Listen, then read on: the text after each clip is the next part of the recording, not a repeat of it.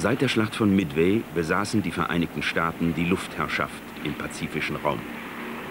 Die amerikanische Gegenoffensive begann mit Angriffen von Jäger- und Bomberverbänden auf die japanische Flotte.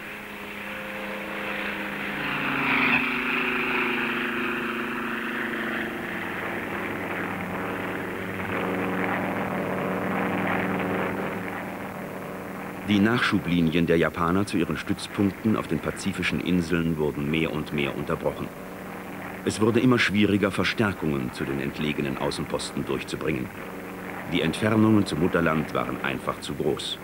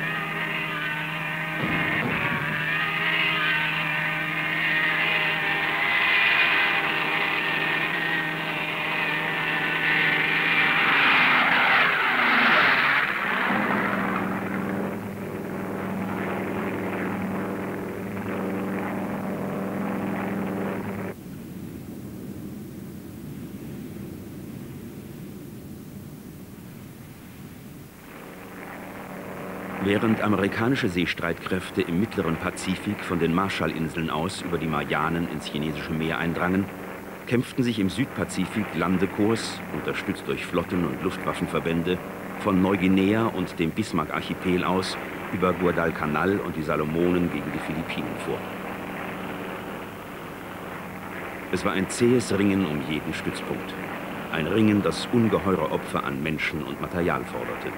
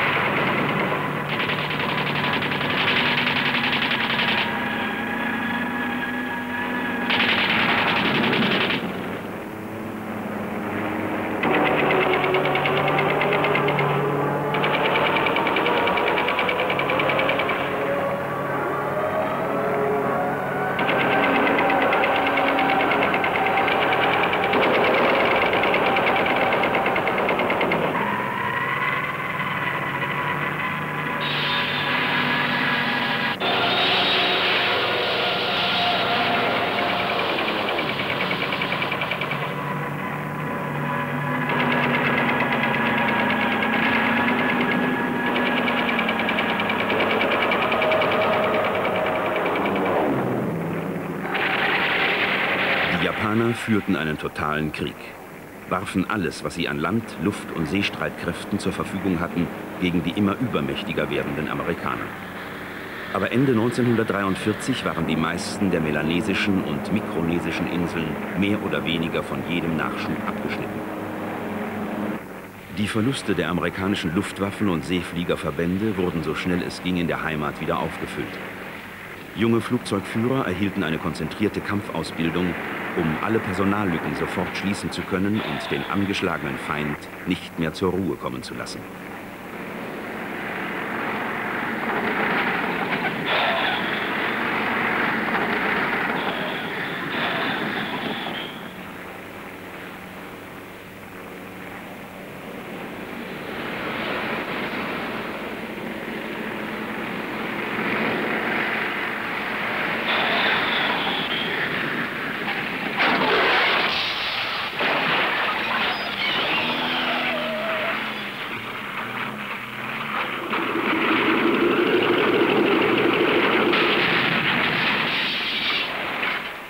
Auch dabei gab es Verluste, aber meistens liefen die Flugunfälle glimpflich ab.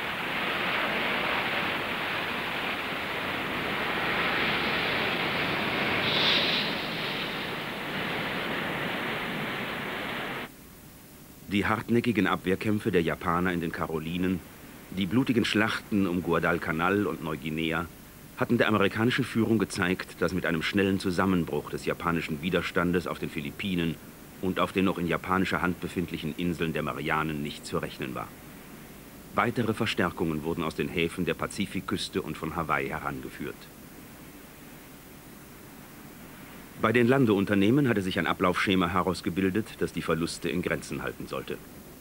Nach Luftangriffen der Trägerflugzeuge mit Bomben und Bordwaffen nahmen die schweren Schiffsgeschütze der Flotte die Küstenstreifen unter Trommelfeuer und schnitten sie mit Sperrfeuerriegeln vom Hinterland ab.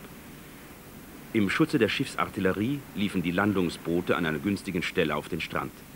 Eine Vorausabteilung bildete Brückenköpfe, aus denen dann der Vorstoß ins Innere erfolgte. Sobald ein Teil der Insel erobert war, legten Baubataillone einen Feldflugplatz an, von dem aus in rollenden Einsätzen die noch verbliebenen feindlichen Stellungen sturmreif gebombt und geschossen wurden. In der Folge dienten diese Flugplätze dann als Basen für den Sprung auf die nächste Insel.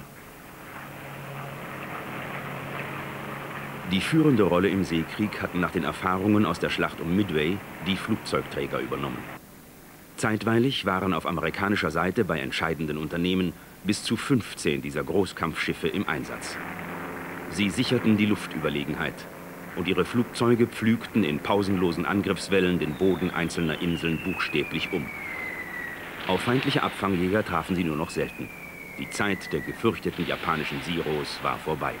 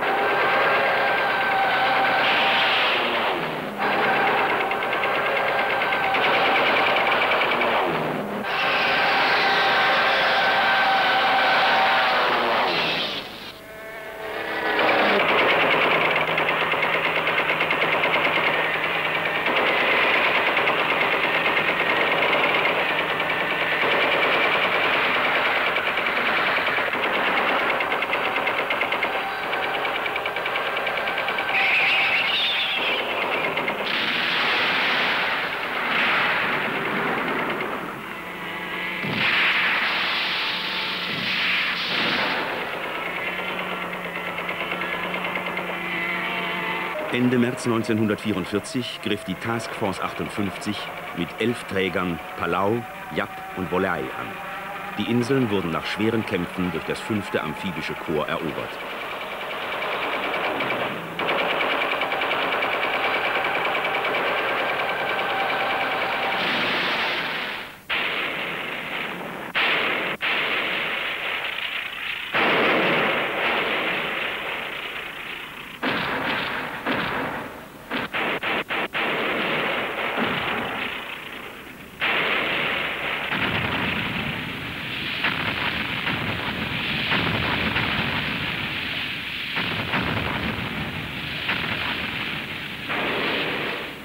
Das nächste Ziel der Amerikaner waren die Marianen. Wenn es gelang, eine der großen Inseln, Saipan zum Beispiel, in Besitz zu nehmen und dort eine Abflugbasis für schwere Bomber einzurichten, lag das japanische Mutterland, lag Tokio erneut in der Reichweite der amerikanischen Luftwaffe. Das war eine Bedrohung, auf die die Japaner mit aller Macht antworten mussten.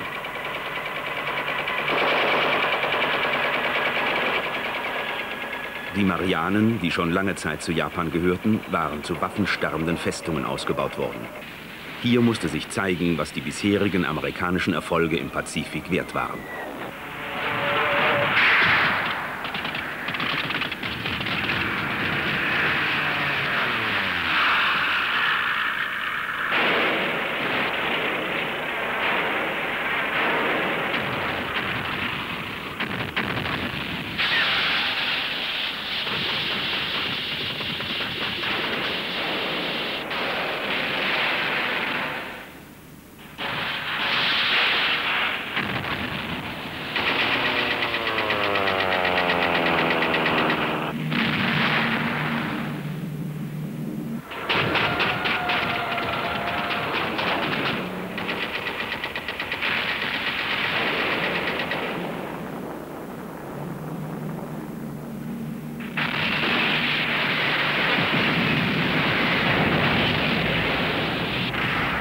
Am 15. Juni 1944 landete das 5. Amphibische Korps nach tagelangem Trommelfeuer durch die Schiffsgeschütze und pausenlosen Luftangriffen auf Saipan.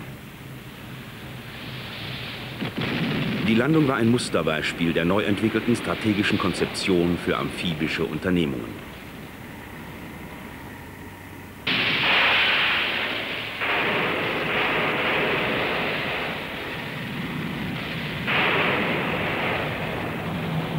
Im Schutz der angreifenden Jagdbomberverbände und einer durch Schiffsartillerie gelegten Nebelwand brachten die Landeboote innerhalb einer Stunde rund 80.000 Mann auf die Insel. Im Lauf des Tages folgten weitere 12.000, die den Küstenstreifen sichern sollten. Die 2. und 4. Division der Marines in der ersten Angriffswelle bestand aus kampferprobten Männern, die schon auf den Salomonen und in den Karolinen dabei gewesen waren. Für sie war eine solche Landung nichts Neues. Aber einem so massierten Feind hatten sie noch nicht gegenübergestanden.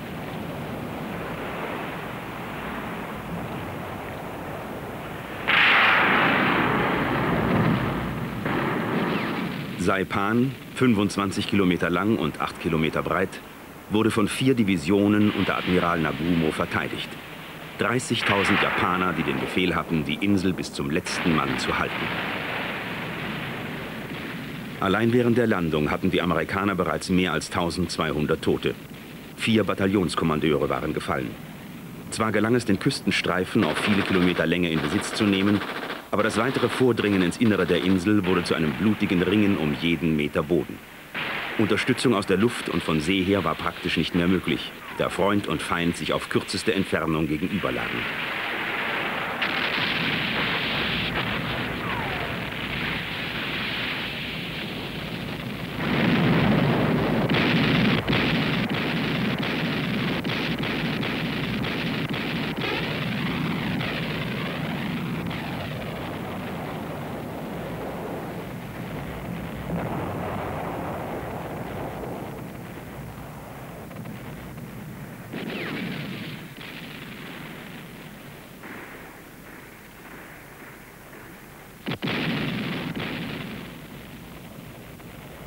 Der Kampf im Dschungel war die Hölle. Japanische Selbstmordkommandos tauchten plötzlich im Rücken der vorgehenden Amerikaner auf. überfielen bei Nacht Befehlsstände und Munitionskolonnen. Das Banzai der angreifenden Japaner jagte manchem der jüngeren Soldaten Schauer über den Rücken. Am 7. Juli, 3 Wochen nach der Landung, waren die Reste der japanischen Truppen auf der Marpi-Spitze im Norden der Insel zusammengedrängt. Mit ihnen hatten sich die auf Saipan lebenden Zivilisten und ihre Familien dorthin geflüchtet. Das Felsmassiv war mit seinen vielen natürlichen Höhlen zu einer waffenstarrenden Igelfestung ausgebaut worden. Es war nur noch eine Frage der Zeit, wann auch diese letzte Bastion fallen würde. Viele der abgeschnittenen Japaner begingen Selbstmord, sprangen von den Felsen. Männer, Frauen und Kinder, weil sie den amerikanischen Teufeln nicht in die Hände fallen wollten. Die Amerikaner nannten die Marpi-Spitze nur noch Banzai Cliff, weil eine ganze Anzahl der Eingeschlossenen mit ihrem Kriegsruf auf den Lippen in den Tod sprangen. Um so schnell wie möglich mit den letzten Widerstandsnestern fertig zu werden, wurden Verstärkungen herangeschafft, Waffen und Munition aufgefüllt. Es galt, den Sprung auf die beiden anderen großen Marianeninseln, Tinian und Guam, vorzubereiten.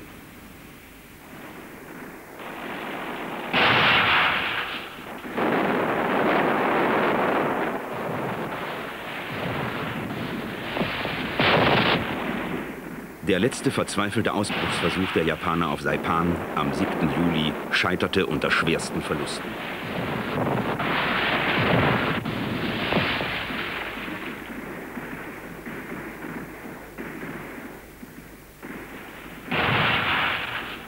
Am 9. Juli 1944 waren die Kampfhandlungen auf der Insel beendet.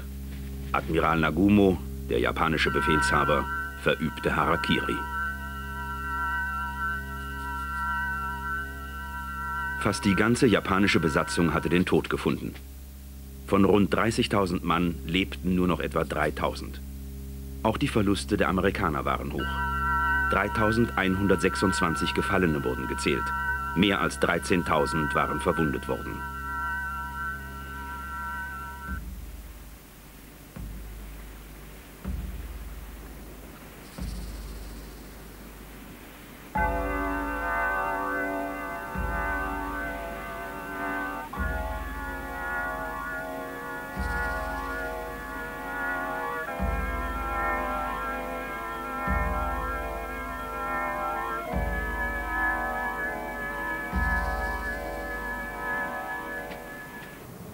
Die Amerikaner besaßen jetzt die Luft- und Seeherrschaft im Raum östlich der Philippinen und konnten von Saipan aus mit ihren Langstreckenbombern Tokio erreichen.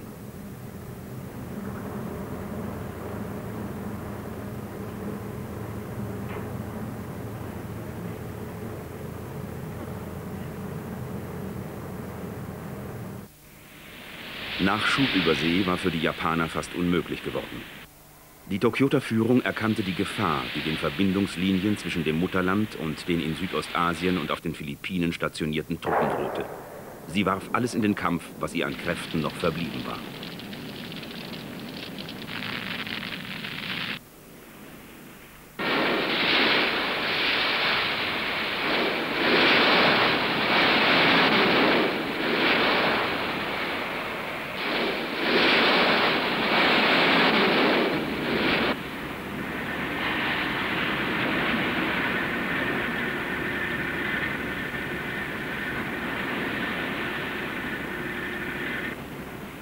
Schon während der Kämpfe auf Saipan war die erste japanische Flotte unter Admiral Ozawa ausgelaufen, um der Insel Hilfe zu bringen. Von Süden her stieß ein Kampfverband unter Admiral Ugaki mit dem gleichen Ziel zu ihr. Bevor die beiden Flotten jedoch die Marianen erreichen konnten, wurden sie von Träger- und Torpedoflugzeugen der Task Force 58 abgefangen. 2 Flugzeugträger wurden versenkt und von 600 japanischen Jägern, Jagd- und Sturzkampfbombern 402 abgeschossen oder zerstört. Die Amerikaner sprachen später nur noch vom großen Truthahnschießen bei den Marianen.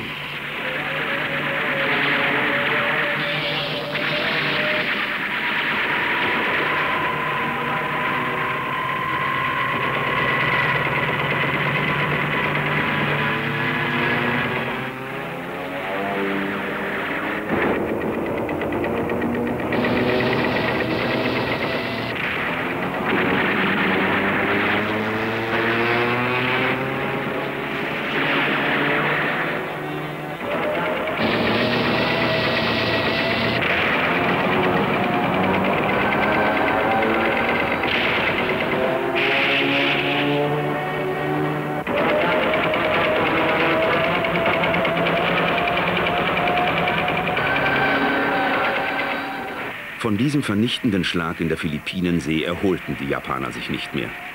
Sie hatten nicht nur 2 Flugzeugträger, ein Schlachtschiff und einen erheblichen Teil ihrer Luftstreitkräfte verloren. Schlimmer für sie war der Verlust von fast 500 ihrer besten Flugzeugführer. Für General MacArthur, den Oberkommandierenden der Landstreitkräfte im südostasiatischen Raum, war der Weg frei zur Rückeroberung der Philippinen.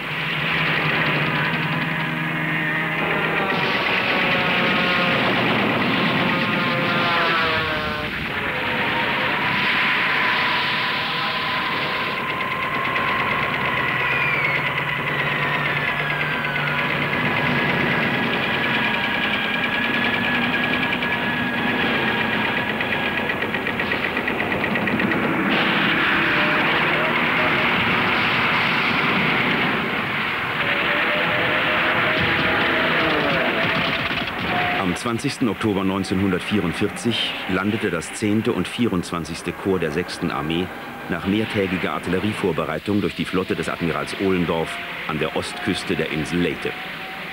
Bereits am ersten Tag konnten 132.000 Mann und 200.000 Tonnen Nachschub an Land gebracht werden. Der Kampf um die Philippinen hatte begonnen. Der japanische Flottenverband Kurita mit 5 Schlachtschiffen, 12 Kreuzern und 15 Zerstörern wurde in aller Eile von Borneo abgezogen und umging durch die San Bernardino-Straße die Inseln Masbate und Samar, um das amerikanische Landekorps von Norden zu fassen. Der Kampfverband Nishimura mit 2 Schlachtschiffen, 4 Kreuzern und 8 Zerstörern lief mit hoher Fahrt von Süden her auf die Philippinen zu.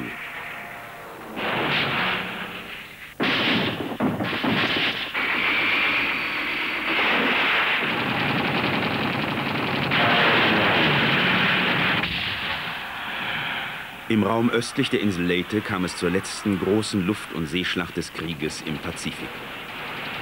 Am 23. und 24. Oktober griffen Unterseeboote und Trägerflugzeuge die inzwischen bei den Philippinen angelangten japanischen Flottenverbände an und fügten ihnen schwere Verluste zu.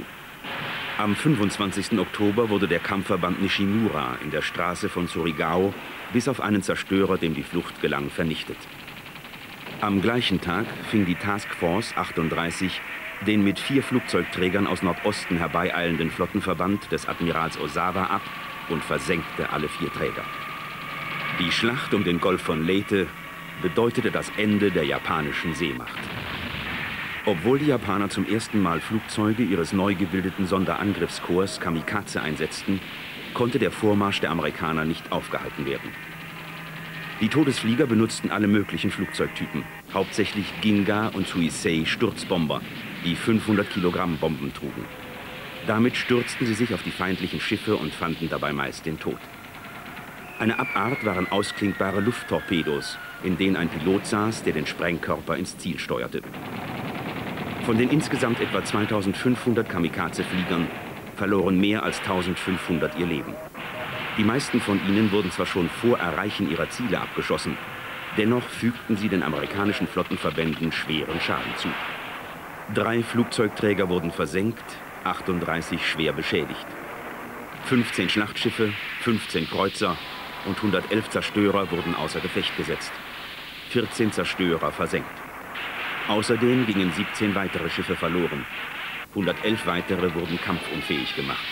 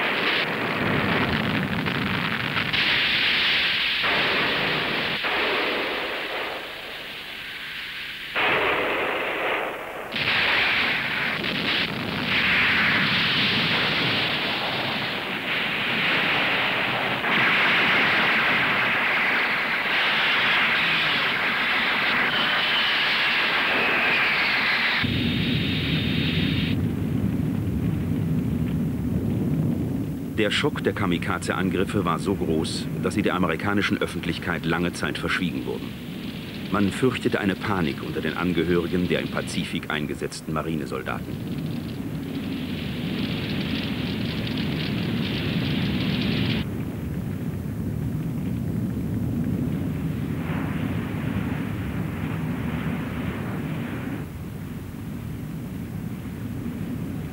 Auf den Schiffen selbst war die Stimmung gedrückt. Vollgeladen mit Bomben, Torpedos, Minen und Kraftstoff waren sie schwimmende Särge, wenn ein Kamikaze-Flieger in sein Ziel hineinjagte.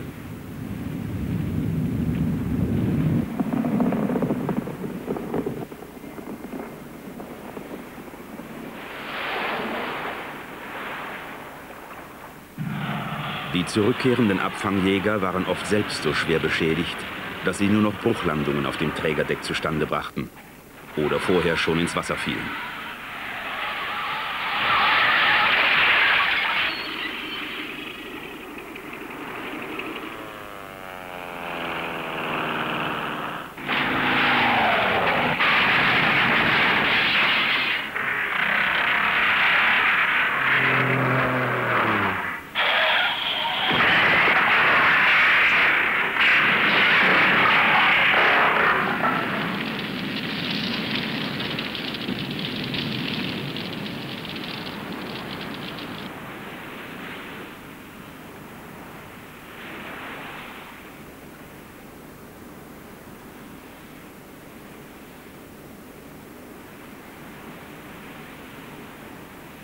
Manche, die den Feindflug heil überstanden hatten, erwischte es bei der Landung.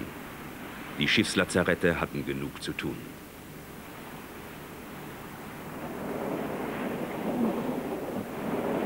Mit den zu Bruch gegangenen Flugzeugen wurde man auf einfache Art fertig.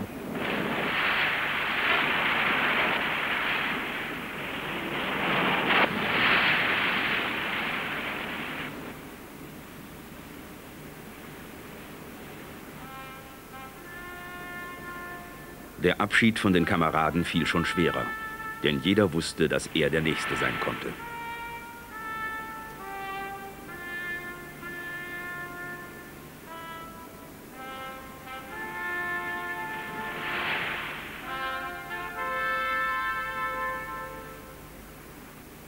Nach der Rückeroberung der Philippinen, der Landung auf Iwo Jima und der Einnahme von Okinawa war der Weg frei für die einzige Aufgabe, die den amerikanischen Streitkräften noch bevorstand: die Invasion Japans. Die Flottenverbände nahmen Kurs auf ihr letztes Ziel: das japanische Mutterland.